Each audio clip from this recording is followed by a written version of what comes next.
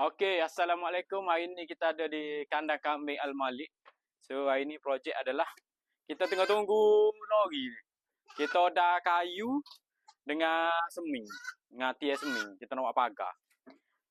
Next projek kita akan buat bilik tepi ni. Nampak ni, ruang. Masih luas ke? Kita akan buat bilik seperti ni juga. Tengok. Ni kambing-kambing kita yang baru beli ni. Kita nak letak dia dalam bilik juga.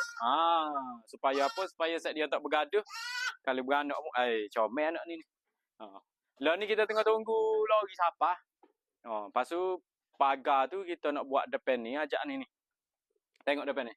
Depan ni kita akan buat petok ni. Lepas tu kita akan tanam rupuk minyak. Jadi kambing-kambing kita, petai-petai dia akan boleh beriadah bawah tu lah. Kita tak seri dia lepas.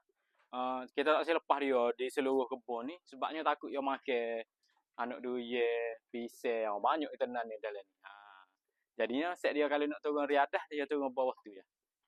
Kita tunggu lori, tak duk mana saat ni nak siapa dah. Beres.